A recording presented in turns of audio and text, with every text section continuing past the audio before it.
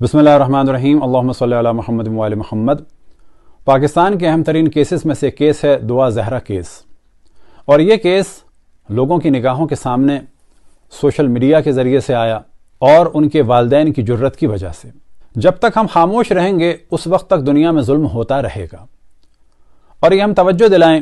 کہ تمام بیٹیاں ہماری بیٹیاں ہیں، چاہے وہ مسلمانوں کی ہوں، ہندوؤں کی ہوں، عیسائیوں کی ہوں، سکھوں کی ہوں، کسی بھی دین اور کسی بھی مذہب اور کسی بھی رنگ اور کسی بھی نسل کی ہوں۔ ہمیں تمام انسانوں کا دفاع کرنا چاہیے، کیونکہ اگر کوئی انسان ہے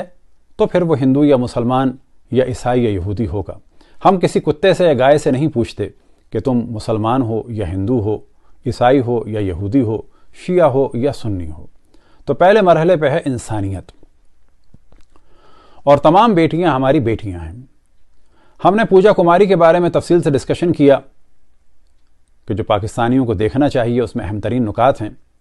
اسی طریقے سے کورٹ میرج کو ڈسکس کیا، اور ہم دو موضوعات کی جانب توجہ دلائیں کہ فقط یہ گفتگو رسمی گفتگو نہ ہو، بلکہ اس کے ذریعے سے کچھ مسائل حل ہوں۔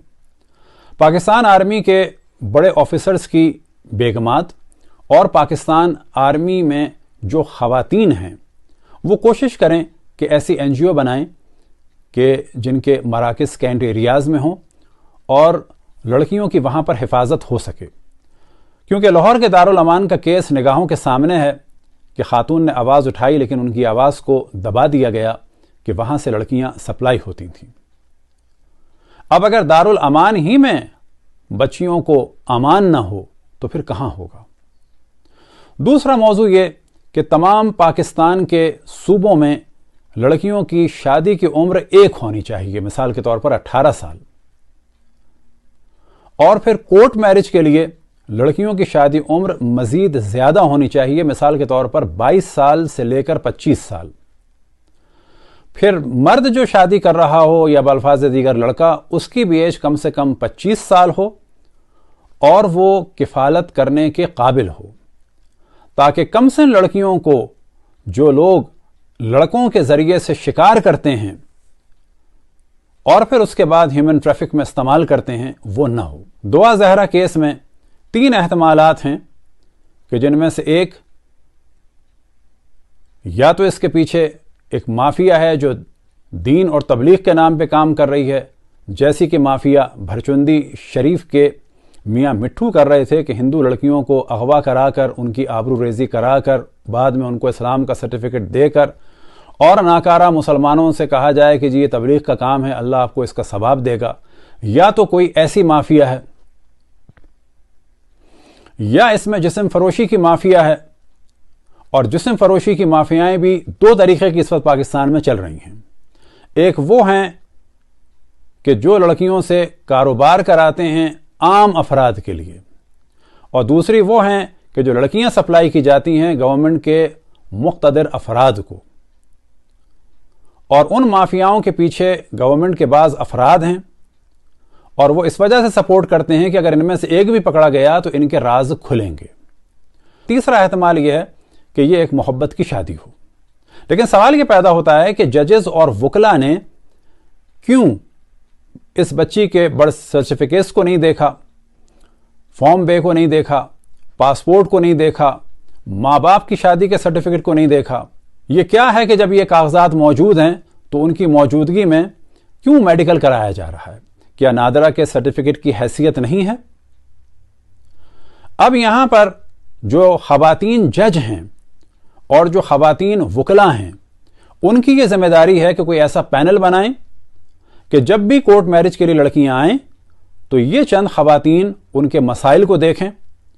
اور یہ اندازہ لگائیں کہ یہ کیس کیا ہے، کیونکہ بعض وکلا چند ہزار کے پیچھے کسی لڑکی کی بھی شادی کسی سے بھی کراتے ہیں، ان کو کوئی یہ غرض نہیں ہے کہ اس لڑکی کا مستقبل کیا ہوگا۔ دعا زہرا کیس میں تمام پاکستانیوں کو شامل ہونا چاہیے، اسی طرح سے پوجا کماری کے لیے آواز اٹھانی چاہیے، اور ہم نے آواز اٹھائی تھی۔ لڑکیوں کے معاملے میں دین یا مذہب یا قوم یا قبیلہ یا رنگ یا نسل کے موضوع کو نہ لائیں، بلکہ کسی بھی انسان کے لیے نہ لائیں، کیونکہ سب سے پہلے انسانیت۔ آج اگر ہم نے किसी भी लड़की को हक दिलाया और किसी भी लड़की को इस्तेमाल करने वाली किसी माफिया को ख़त्म किया, तो इसके माना यह है कि पाकिस्तान में हज़ारों लड़कियों की इज्जत और आबरू का दिफा कर लिया। बस लड़कियों का इस्तेमाल चाहे तबलीग के लिए भरचुंदी वाले करें और चाहे इंडिया में